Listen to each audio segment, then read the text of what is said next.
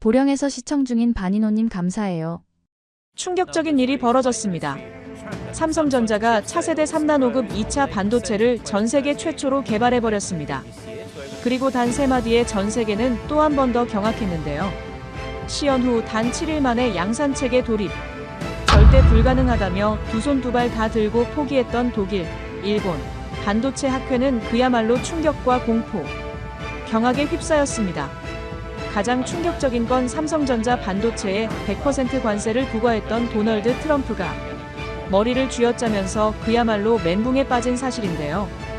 그 어떤 나라도 해내지 못한 기술을 어떻게 한국이, 그것도 세계 최초로 해낸 걸까요? 지금부터 그 숨막히는 반전의 이야기를 시작합니다. 잠깐 여러분이 사는 곳을 댓글로 남겨주세요. 다음 영상에서 감사 인사를 전해드릴게요. 안녕하세요. 저는 클레어 밀러입니다. 미국 MIT에서 반도체 소재공학 박사학위를 받고 현재 국제반도체융합연구소에서 일하고 있어요. 제가 여러분께 들려드릴 이야기는 제 인생을 완전히 바꾼 8달간의 기록입니다. 처음엔 믿을 수 없었던 일이었지만 결국 저를 치유하고 세상을 바꾼 놀라운 여정이었죠. 이야기는 작년 11월 스위스 제네바에서 열린 국제반도체 공동연구소 회의실에서 시작됩니다. 독일, 일본, 미국, 스위스에서 온 세계 최고 석학들이 한자리에 모인 글로벌 2차원 반도체 공동 프로젝트 회의였어요. 우리는 모두 같은 절망을 품고 있었습니다. 이론적으로는 완벽했지만 현실에서는 도저히 구현할 수 없는 기술 앞에서 말이죠. 독일 연구원 슈나이더가 먼저 입을 열었습니다.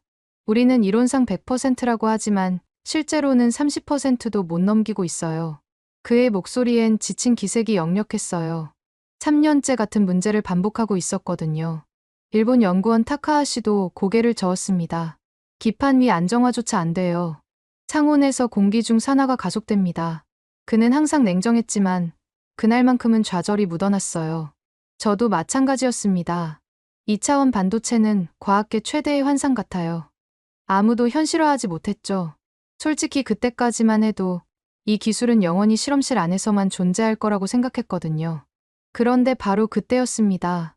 스위스 연구원 마르코가 허둥지둥 USB를 들고 회의장으로 뛰어들어왔어요. 그의 얼굴은 상기되어 있었고 숨을 헐떡거리고 있었습니다. 한국이 2차원 반도체 상용화를 발표했어요. 논문도 공개됐고 네이처 리뷰까지 통과했답니다. 회의실이 순간 조용해졌습니다. 마르코가 화면에 띄운 기사 제목이 우리 눈에 들어왔어요. 삼성전자 2차원 반도체 양산체계 구축 완료? 타카하시가 가장 먼저 반응했습니다. 농담이겠지. 그들이 어떻게 공정 안정화를 했다는 거야? 수율이 60%도 안 됐잖아.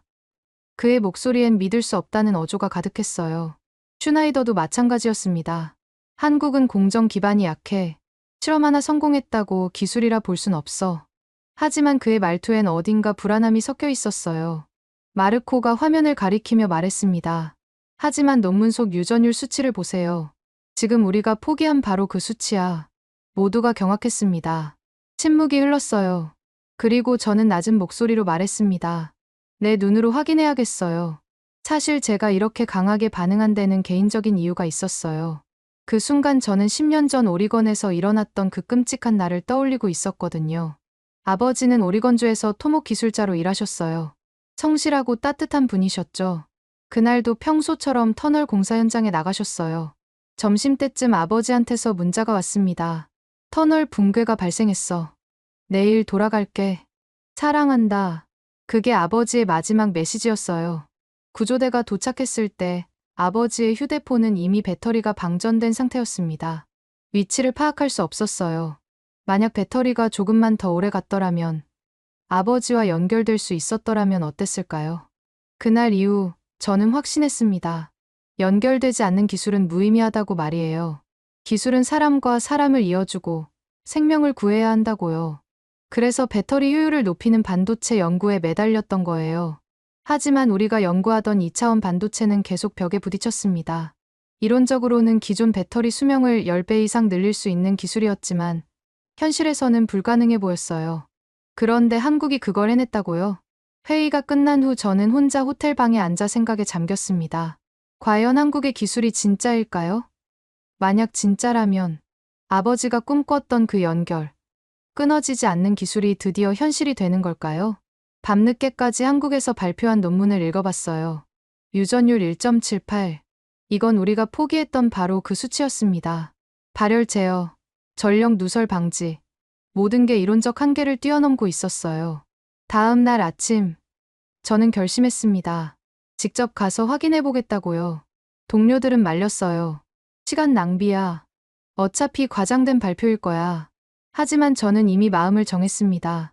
아버지의 사진을 내려다보며 속삭였어요. 아빠, 정말 연결될 수 있는 기술이 나왔는지 확인하고 올게요. 한국행 비행기 티켓을 예약하는 순간, 제 가슴은 두근거리고 있었습니다. 기대 반, 걱정 반이었죠. 만약 한국의 기술이 진짜라면 세상이 바뀔 거예요. 만약 가짜라면 또 다른 실망을 안고 돌아와야 했고요. 그렇게 저의 여정이 시작되었습니다. 아직 믿을 수 없었지만 확인하고 싶었어요. 아버지가 원했던 그 연결이 정말 가능한지를요. 인천공항에 도착했을 때 제가 가장 먼저 느낀 건 놀라움이었어요. 공항에서부터 이미 뭔가 달랐거든요. 디지털 안내판, 자동화된 출입국 시스템, 모든 게 매끄럽게 연결되어 있었습니다. 마치 하나의 거대한 회로처럼 말이에요. 공항에서 서울까지 가는 길도 인상적이었어요. 고속철도의 정확한 시간표, 실시간으로 업데이트되는 교통정보, 심지어 택시 내비게이션까지 모든 게 정밀하게 작동하고 있었습니다. 저는 창밖을 내다보며 혼잣말을 했어요. 디지털과 물리적 인프라가 이렇게 잘 연결된 도시는 처음이야. 함께 온 일본 연구원 타카하시는 여전히 회의적이었어요. 겉보기엔 화려하지만 기술은 별개 문제죠. 독일에서 온 슈나이더도 고개를 끄덕였습니다. 우린 지금 그걸 직접 확인하러 가는 거잖아. 삼성전자 반도체 연구소에 도착했을 때 제 심장은 빨리 뛰고 있었어요. 거대한 건물들이 하늘을 찌를 듯 솟아 있었고 각 건물마다 다른 연구 분야가 배정되어 있다고 했습니다. 우리를 안내한 건 최진호 연구원이었어요. 최진호는 서울대 컴퓨터공학과 출신으로 현재 삼성 클릴룸 책임 엔지니어였습니다.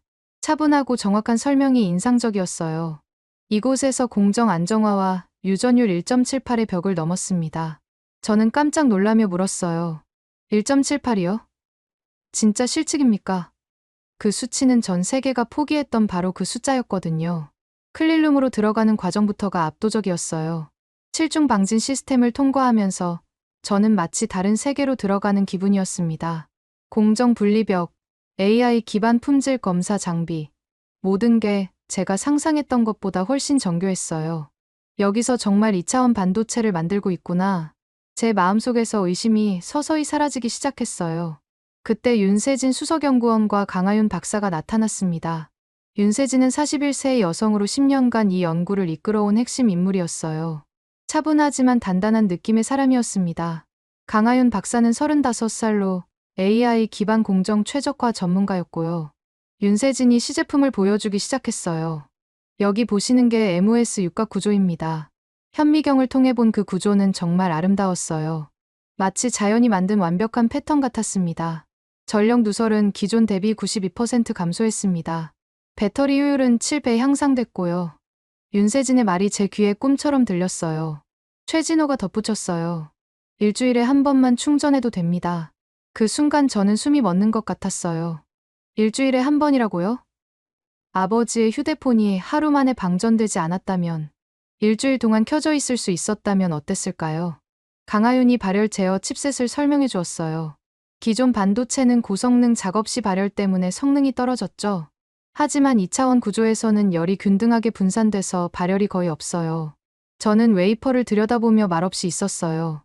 그 작은 칩 안에 얼마나 많은 노력과 시간이 들어갔을까요? 10년 전 아버지가 갇혔던 터널 속에서 이런 기술이 있었다면 얼마나 좋았을까요? 타카하시가 여전히 의심스럽다는 표정으로 질문했어요. 수율은 어떻습니까? 실제 양산에서 문제 없나요? 윤세진이 자신 있게 답했습니다. 현재 양산 수율 85%를 달성했어요. 기존 실리콘 반도체보다 높은 수준입니다. 슈나이더도 놀란 표정을 감추지 못했어요. 어떻게 그런 수율이 가능하죠? 강하윤이 AI 모니터링 시스템을 보여주었어요. 실시간으로 공정을 모니터링하고 조정해요. 미세한 변화도 즉시 감지해서 최적화합니다. 저는 눈을 감고 아버지를 떠올렸어요. 터널 속에서 배터리 방전으로 연결이 끊겼던 그 순간을 말이에요. 하지만 지금 제 앞에 있는 이 기술은 달랐어요.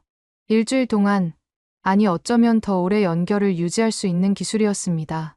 정말 믿어지지 않아요. 제가 중얼거렸어요. 최진호가 미소를 지으며 말했습니다. 저희도 처음엔 믿기 어려웠어요. 하지만 10년간의 연구 끝에 해낸 일입니다. 그 순간 저는 깨달았어요. 제가 지금까지 품고 있던 의심이 잘못되었다는 거요. 한국의 연구진들이 정말로 불가능해 보였던 일을 해낸 거였어요. 윤세진이 마지막으로 말했습니다. 기술은 사람을 위해 존재해야 한다고 생각해요. 연결을 만들고 생명을 구하는 기술 말이에요. 그 말이 제 가슴에 깊이 박혔어요. 연결을 만들고 생명을 구하는 기술. 바로 아버지가 원했던 그런 기술이었거든요. 클릴룸을 나오면서 저는 이미 마음이 변하고 있음을 느꼈어요.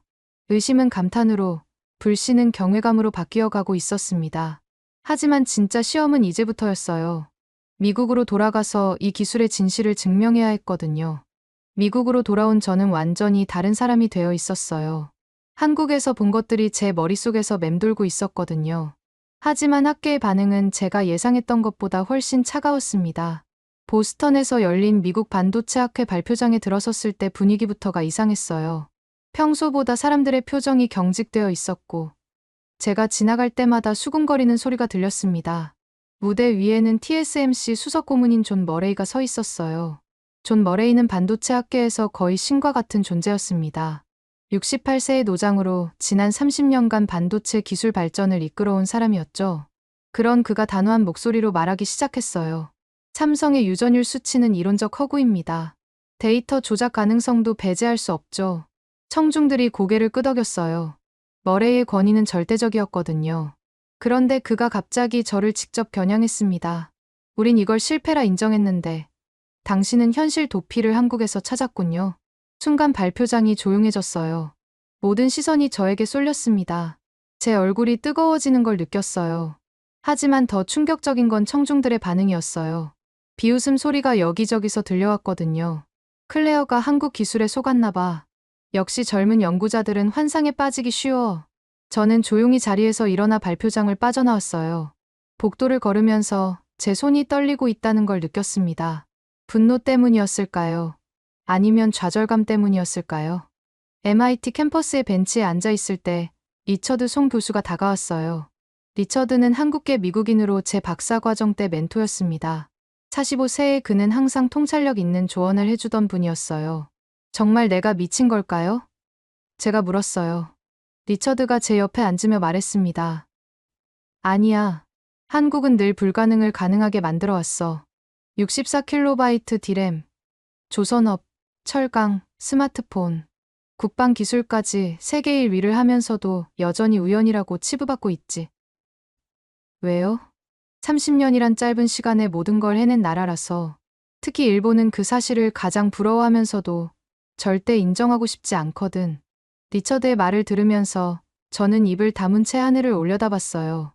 구름이 천천히 움직이고 있었습니다. 그 기술, 진짜였어요. 제가 중얼거렸어요. 그런데 그날 저녁, 더 충격적인 일이 벌어졌습니다.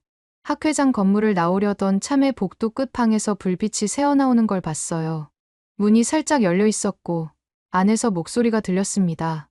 호기심에 가까이 가서 들어보니 존 머레이 고문과 일본 반도체 기업 JIT 임원이 대화하고 있었어요.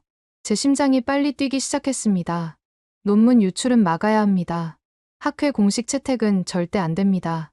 JIT 임원이 말했어요. 그 기술이 시장에서 돌게 두면 TSMC도 위험해져요. 머레이가 답했습니다. 학계 차원에서 압박을 가하겠소. 데이터 신뢰성 문제를 제기하면 돼. 저는 손을 쥐어짰어요. 이건 단순한 학술적 논쟁이 아니었습니다. 조직적인 방해 공작이었어요. 한국의 기술이 진짜이기 때문에 그들이 두려워하고 있는 거였습니다. 더 들어보니 상황은 더 심각했어요. 유럽 학회에도 압력을 넣어야 합니다. 삼성 논문이 인용되지 않도록요. 일본 정부 차원에서도 움직이고 있어요. 기술 탈취 의혹을 제기할 예정입니다. 제가 들은 것들은 정말 끔찍했어요. 진실을 가리려는 거대한 음모였거든요. 더 이상 들을 수 없어서 조용히 그 자리를 떠났습니다. 집에 돌아와서 저는 밤새 고민했어요. 어떻게 해야 할까요? 한국의 연구진들에게 이 사실을 알려야 할까요? 결국 새벽 3시에 삼성 기술자문단에 이메일을 보냈습니다. 위험한 대화가 오갔어요. 즉시 대응을 준비하세요. 학계와 정치적 차원에서 조직적인 방해가 시작될 것 같습니다. 이메일을 보내고 나서 저는 창밖을 내다봤어요. 보스턴의 밤이 깊어가고 있었습니다. 제 마음속에는 분노와 함께 다른 감정도 자리 잡고 있었어요. 보호하고 싶다는 마음이었습니다. 한국에서 본 그 기술은 진짜였어요. 윤세진과 강하윤, 최진호 같은 연구자들이 10년간 쌓아온 노력의 결실이었죠. 그런데 그걸 정치적 이유로 묻어버리려 한다니요. 제가 아버지를 잃은 것도 기술의 한계 때문이었어요. 하지만 이번엔 기술이 발전했는데도 인간의 이기심이 그걸 막으려 하고 있었습니다. 절대 그럴 순 없어. 제가 혼잣말을 했어요. 다음 날부터 저는 준비를 시작했습니다. 진실을 증명할 방법을 찾아야 했어요. 한국의 기술이 얼마나 위대한지 세상에 보여줘야 했습니다. 리처드 교수가 말했듯이 한국은 늘 불가능을 가능하게 만들어 왔어요. 이번에도 그럴 거라고 믿었습니다. 그리고 저도 그 과정에 함께하고 싶었어요. 아버지가 연결되지 못했던 그 아픔을 다른 사람들은 겪지 않게 하려면 이 기술이 세상에 나와야 했거든요. 싱가포르에서 열린 국제 반도체 포럼이 제 인생의 전환점이 되리라곤 상상도 못했어요. 그날은 한국 기술의 진실이 전 세계에 드러나는 날이었거든요. 포럼 회장에 들어서는 순간부터 긴장감이 감돌았어요.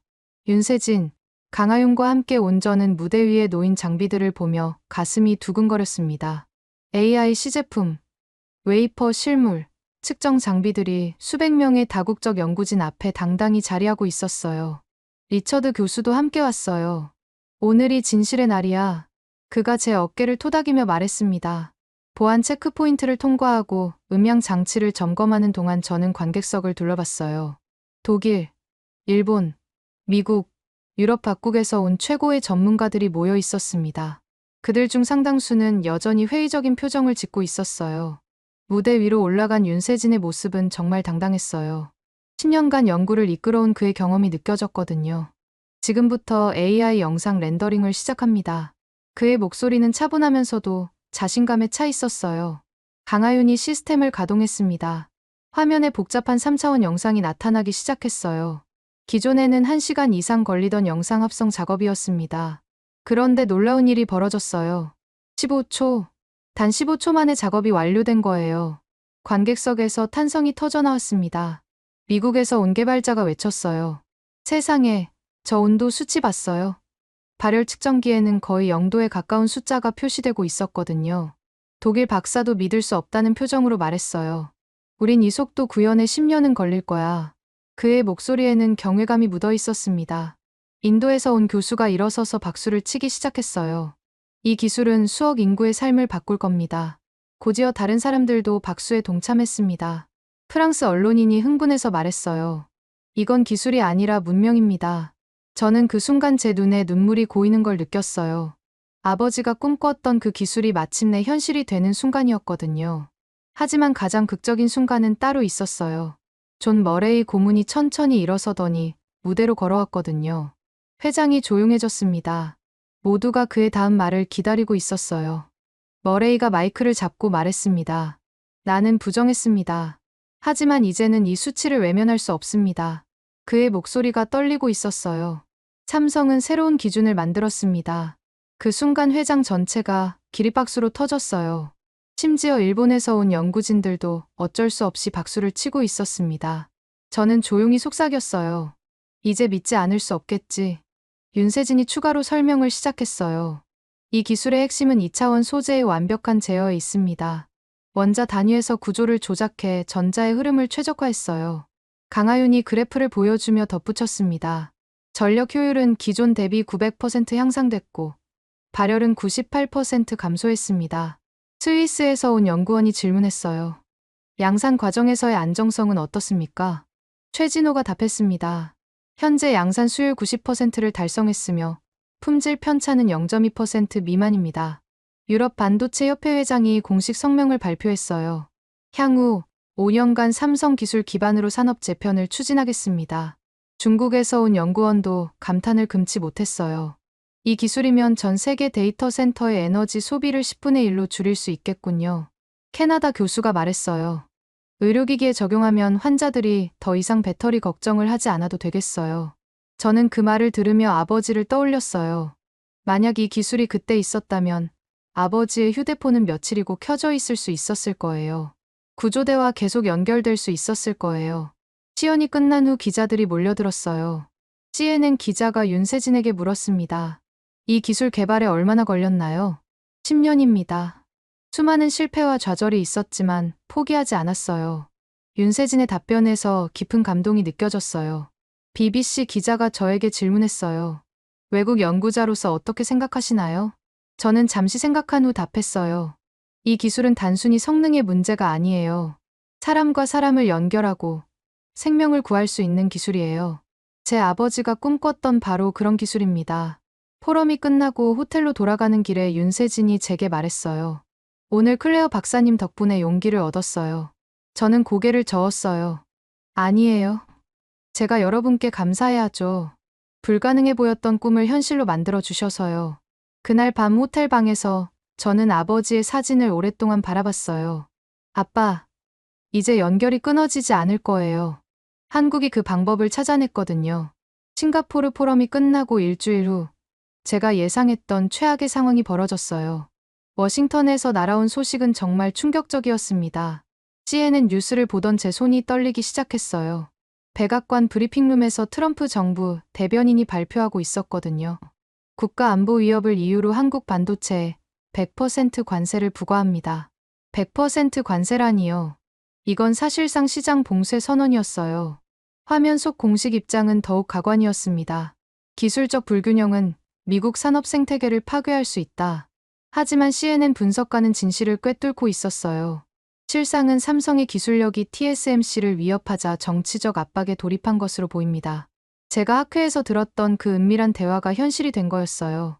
그날 저녁 긴급히 한국으로 날아갔습니다. 기흥에 있는 삼성 연구소는 비상 상황이었어요. 회의실에는 윤세진, 강하윤, 최진호가 심각한 표정으로 앉아 있었습니다. 이건 무역이 아니라 명백한 기술 전쟁이에요. 제가 먼저 입을 열었어요. 지난주 싱가포르에서의 감동이 무색할 정도로 상황은 급박했습니다. 윤세진이 차분히 말했어요.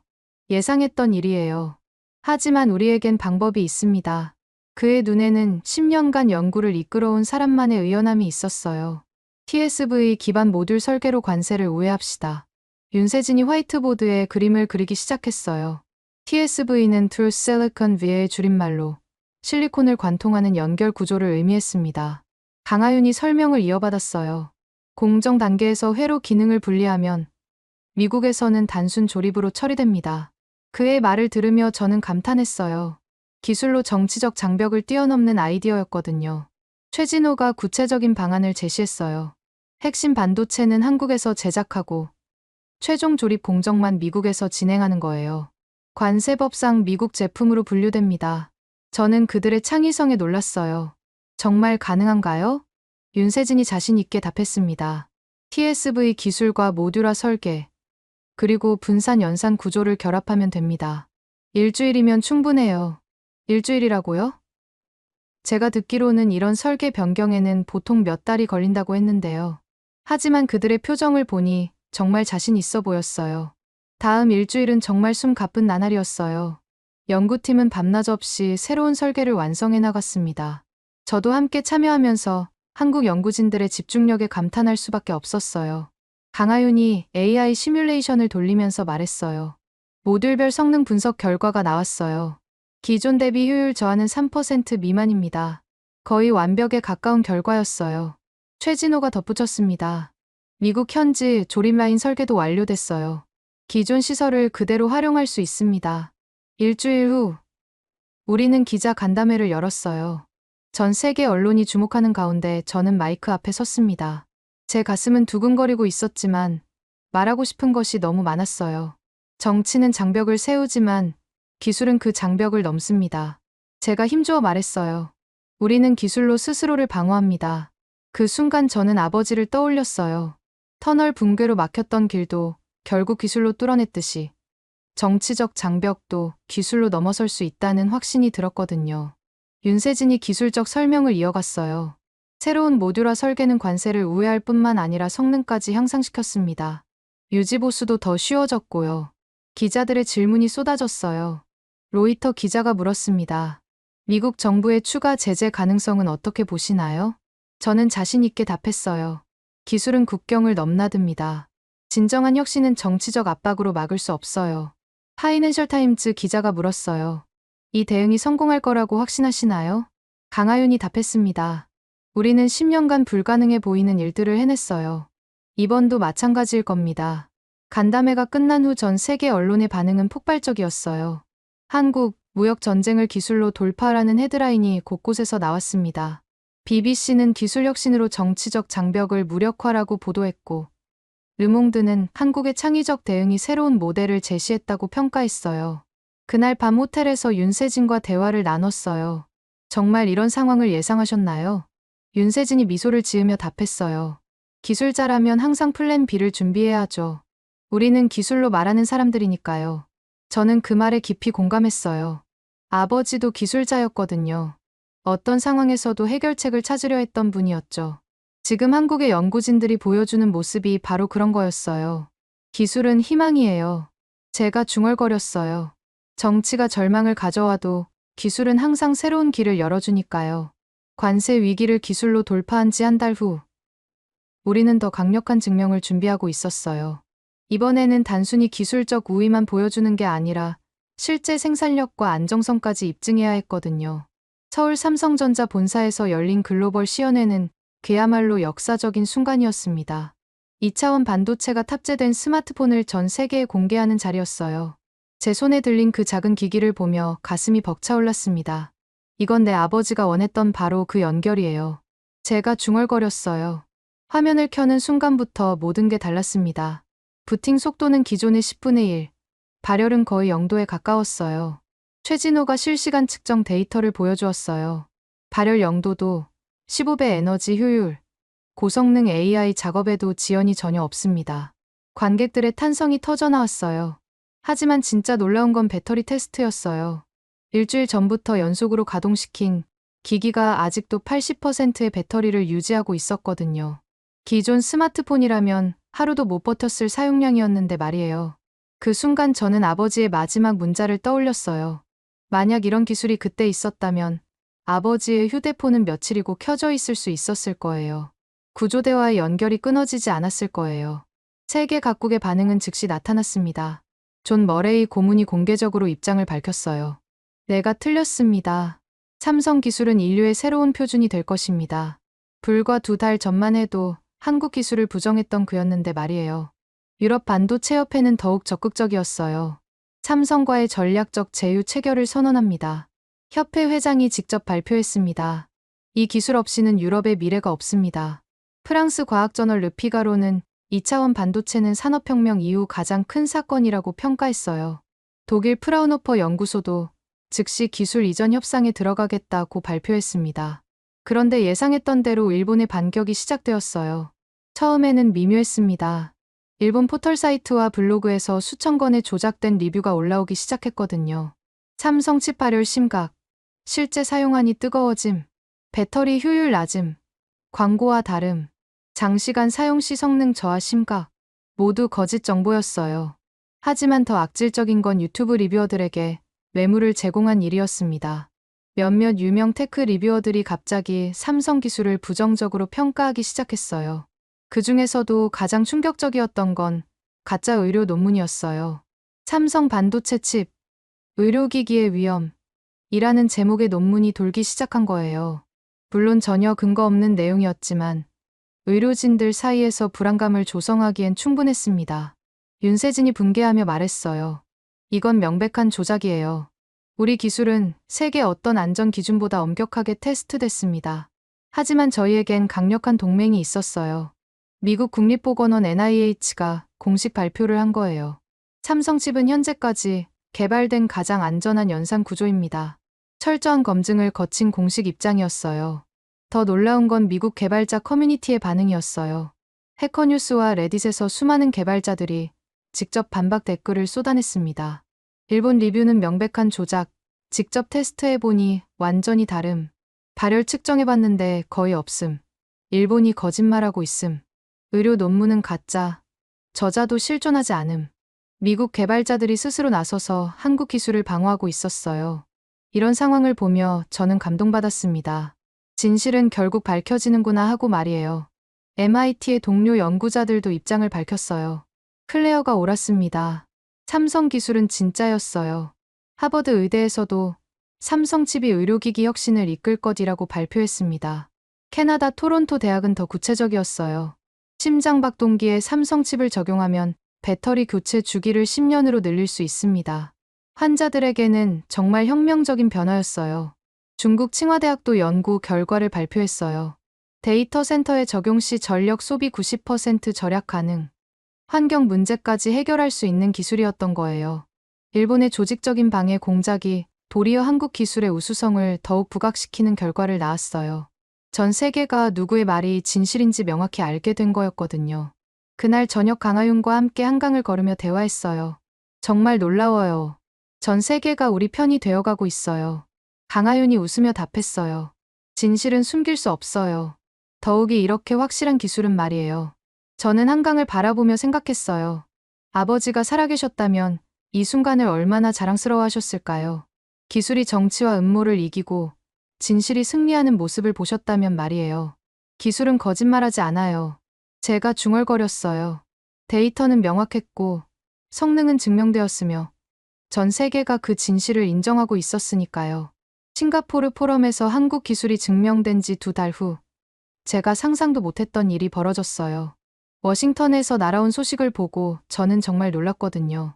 NSC 국가안보회의 내부 메모가 언론에 유출된 거예요. 그 내용을 보는 순간 저는 웃음이 나왔습니다. 삼성과 협력하지 않으면 미국 AI 패권은 무너진다. 불과 몇 달 전만 해도 한국 기술을 부정하며 관세까지 부과했던 미국 정부가 완전히 입장을 바꾼 거였어요. 더 놀라운 건 트럼프 대통령의 반응이었어요. 보고서를 읽은 후 그가 내린 결정은 그럼 일본에 관세를 씌우자였습니다. 며칠 후 정말로 일본 반도체 부품에 80% 관세가 부과되었어요. 상황이 완전히 뒤바뀐 거였죠. 리처드 교수가 전화로 말했어요. 클레어, 정말 놀라운 변화야. 미국이 일본을 버리고 한국을 선택한 거잖아. 그의 목소리에는 감탄이 묻어 있었어요. 전 세계 언론의 반응도 폭발적이었습니다. CNN에서 특별 프로그램을 편성해 한국 반도체 클러스터 투어를 생중계했어요. 기자가 카메라를 향해 말했습니다. 이게 기술의 미래이자 인류의 생존 조건이군요. 프랑스 르몽드는 한면 전체를 할애해 특집 기사를 실었어요. 2차원 반도체, 생명과 기술을 연결한 한국의 선택이라는 제목이었습니다. 파이낸셜 타임즈는 더욱 직설적이었어요. TSMC는 무너졌고 세계는 재편된다. 하지만 제게 가장 큰 감동을 준 건 미국 오리건에서 온 소식이었어요. 지역 방송국에서 터널 붕괴 사고 피해자 유족들을 인터뷰한 내용을 봤거든요. 한 유가족이 카메라 앞에서 말했어요. 아버지의 배터리가 조금만 더 갔더라면 구조될 수 있었을 텐데요. 그 말을 듣는 순간 제 눈에서 눈물이 흘렀습니다. 바로 제가 품고 있던 같은 아픔이었거든요. 그런데 그 유가족이 이어서 한 말이 더욱 놀라웠어요. 이 한국 기술이 내 딸을 살릴 거라 믿어요. 한국에 감사해요. 오리건의 평범한 시민이 한국 기술에 희망을 걸고 있다니요. 다른 유가족도 비슷한 말을 했어요. 앞으로는 이런 비극이 없을 거예요. 배터리가 일주일씩 간다니까요. 제 가슴이 뭉클해졌습니다. 아버지와 같은 아픔을 겪은 사람들이 한국 기술에서 위안을 찾고 있었거든요. 그날 저녁 리처드 교수와 보스턴에서 만났어요. 찰스 강을 걸으며 대화를 나눴습니다. 클레어, 넌 이제 연결을 이뤄냈어. 리처드가 말했어요. 무슨 의미예요? 내 아버지가 꿈꿨던 그 연결 말이야. 기술로 사람과 사람을 잇는 일. 내가 해낸 거야. 리처드의 말을 들으며 저는 지난 몇 달을 되돌아봤어요. 처음엔 한국 기술을 의심했던 제가 어느새 그 기술의 대변인이 되어 있었거든요. 그리고 그 과정에서 아버지에 대한 제 그리움도 조금씩 치유되고 있었어요. EU에서도 놀라운 발표가 나왔어요. 유럽연합이 삼성과 공식 파트너십을 체결한다고 발표한 거예요. 독일 총리가 직접 성명을 발표했습니다. 한국의 2차원 반도체 기술은 유럽 디지털 전환의 핵심이 될 것입니다. 영국도 브렉시트 이후 침체된 기술 산업 회복의 열쇠로 한국 기술을 선택했어요. 보리스 존슨 총리가 말했습니다. 한국과의 기술 협력이 영국 미래의 답입니다. 심지어 러시아와 중국도 움직이기 시작했어요. 푸틴 대통령이 한국 대통령에게 직접 전화를 걸어 기술 협력을 제안했다는 소식이 들렸고, 시진핑 주석도 한중 기술 파트너십 확대를 언급했습니다. 일본만 고립되어 가고 있었어요. 기존 반도체 기업들의 주가는 폭락했고, 정부는 뒤늦게 한국과의 대화를 시도했지만 이미 늦은 상황이었습니다. 가장 인상적이었던 건 실리콘밸리의 반응이었어요. 구글, 애플, 마이크로소프트 같은 거대 기업들이 앞다투어 삼성과의 협력을 발표했거든요. 애플 CEO가 공개적으로 말했어요. 아이폰의 미래는 한국 기술에 달려 있습니다. 테슬라의 일론 머스크도 트위터에 올렸어요. 삼성 칩으로 테슬라 배터리 수명이 10배 늘어날 것. 한국 기술력의 경의를 표한다. 그의 트윗은 순식간에 100만 개가 넘는 리트윗을 기록했습니다. 그날 밤 서울에 있는 윤세진에게 화상통화를 걸었어요. 정말 믿어지지 않아요. 전 세계가 움직이고 있어요. 윤세진이 피곤하지만 만족스러운 표정으로 답했어요. 10년간 꿈꿔왔던 일이에요. 우리 기술이 정말 세상을 바꾸고 있구나 싶어요. 강하윤도 화면에 나타났어요. 클레어 박사님 덕분에 용기를 얻었어요. 처음 의심하셨지만 결국 가장 강력한 지지자가 되어주셨잖아요. 저는 웃으며 답했어요. 제가 감사해야죠. 불가능해 보였던 꿈을 현실로 만들어주셔서요. 화상통화를 끝내고 창밖을 내다봤어요. 보스턴의 밤하늘에 별들이 반짝이고 있었습니다. 아버지도 저 별들 중 하나에서 지켜보고 계실까요? 제가 한국 기술과 함께 이뤄낸 이 기적적인 변화를 말이에요. 아빠, 이제 세상이 연결되고 있어요. 제가 혼잣말을 했어요. 기술이 국경을 넘나들며 사람들의 삶을 바꾸고 있었으니까요. 1년 전 스위스 회의실에서 한국 기술을 의심했던 제가 지금 서울 한강공원에서 윤세진과 함께 야경을 바라보고 있다니. 정말 꿈 같은 일이에요. 그동안 세상은 완전히 바뀌었습니다. 10년 전 이 기술은 불가능의 이름이었죠. 윤세진이 한강을 바라보며 조용히 말했어요. 그의 목소리에는 깊은 감회가 묻어 있었습니다. 10년간 수많은 실패와 조롱을 견뎌낸 사람만이 가질 수 있는 그런 울림이요. 우리는 이제 생명을 살릴 수 있어요. 제가 답했어요. 윤세진의 손을 잡으며 서울 야경을 내려다봤습니다. 수많은 불빛들이 반짝이는 모습이 마치 거대한 회로 기판 같았어요. 그 안에서 사람들이 살아가고, 연결되고, 소통하고 있었죠. 다음 날 기흥연구소에서 전 세계 라이브 발표가 있었어요. 1년 전과는 완전히 달랐습니다. 이번에는 세계 각국의 정상들과 기업 CEO들이 화상으로 참여했거든요. 100여 개국에서 수억 명이 시청하는 역사적인 순간이었어요. 저는 무대에 서서 마이크를 잡았습니다. 제 가슴은 두근거리고 있었지만 말하고 싶은 것이 너무 많았어요. 아버지에 대한 이야기, 한국 기술에 대한 감동, 그리고 미래에 대한 희망까지 말이에요. 우리는 실패의 기억 위에 가능성을 세웠습니다. 제가 천천히 말하기 시작했어요. 연결되지 못했던 지난날의 상실을 이제 우리는 이 기술로 회복했습니다. 화면 속에서 각국 정상들이 고개를 끄덕이고 있었어요. 독일 총리, 프랑스 대통령, 심지어 미국 대통령까지 모두 진지한 표정으로 듣고 있었습니다. 제 아버지는 10년 전 터널 붕괴 사고로 돌아가셨어요. 배터리가 방전되어 마지막 연결조차 할 수 없었죠. 제 목소리가 조금 떨렸지만 계속했어요. 하지만 한국의 연구진들이 만든 이 기술은 그런 비극을 막을 수 있습니다. 윤세진이 기술적 성과를 발표했어요. 현재 전 세계 57개국에서 2차원 반도체를 도입했습니다.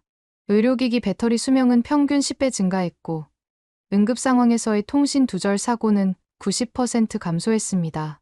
강하윤이 구체적인 사례를 제시했어요. 지난달 네팔 지진에서 매몰된 생존자 12명이 모두 구조됐습니다. 일주일 동안 휴대폰이 켜져 있었기 때문이에요. 그 순간 전 세계 시청자들이 얼마나 감동받았을지 상상할 수 있었어요. 최진호가 마지막으로 발표했어요. 아프리카 오지 의료진들이 더 이상 통신 두절을 겪지 않게 되었습니다. 남극 연구소도 마찬가지고요. 기술이 지구 곳곳을 연결하고 있습니다. 발표가 끝난 후 각국 정상들의 축사가 이어졌어요. 독일 총리가 말했습니다. 한국이 보여준 것은 단순한 기술 혁신이 아닙니다. 인류의 실현이에요. 프랑스 대통령도 감동적인 말을 했어요. 기술이 정치를 넘어서는 순간을 우리는 목격했습니다. 한국이 그 길을 열어주었어요. 심지어 트럼프 대통령도 입장을 바꿨어요. 미국은 한국과 함께 인류의 미래를 만들어가겠습니다. 1년 전 관세를 부과했던 그 사람이 말이에요. 전 세계 언론의 헤드라인은 가히 폭발적이었어요. 클레어, 기술로 아버지를 회복하다라는 제목이 곳곳에서 나왔습니다. CNN은 기술과 인간이 만나는 감동의 순간이라고 보도했고, BBC는 한국 기술이 바꾼 세계의 미래라고 평가했어요. 하지만 제게 가장 큰 의미가 있었던 건 오리건 현지 반응이었어요. 터널 붕괴 사고 유족들이 성명을 발표한 거예요. 클레어 박사와 한국 연구진들 덕분에 우리와 같은 비극이 반복되지 않을 것이다. 깊은 감사를 표한다. 그날 밤 호텔 방에서 저는 아버지의 낡은 노트를 꺼냈어요. 아버지가 생전에 기술에 대한 꿈을 적어놓은 그 노트였죠. 그 중에서도 제가 가장 좋아했던 구절이 있었어요.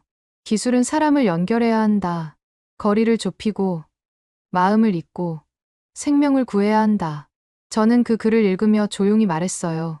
아빠가 믿었던 그 기술, 제가 해냈어요. 아버지가 꿈꿨던 바로 그런 기술을 한국에서 발견했고, 세상에 알렸고, 함께 발전시켜온 거였어요. 창밖으로 서울의 밤 풍경이 보였어요. 수많은 건물들에서 불빛이 반짝이고 있었습니다. 그 불빛 하나하나가 누군가의 삶이고, 꿈이고, 희망이겠죠. 그리고 이제 그 모든 것들이 끊어지지 않는 기술로 연결되어 있었어요. 제 휴대폰이 울렸어요. 리처드 교수에게서 온 메시지였습니다. 클레어, 내가 해낸 일을 내 아버지도 자랑스러워하실 거야. 기술로 세상을 바꾸고, 사람들을 구하고, 미래를 만들었잖아. 저는 미소를 지으며 답장을 보냈어요. 모든 건 한국 연구진들의 위대한 기술 덕분이에요. 저는 그저 그 진실을 세상에 알렸을 뿐이고요. 그날 밤 꿈에서 아버지를 만났어요.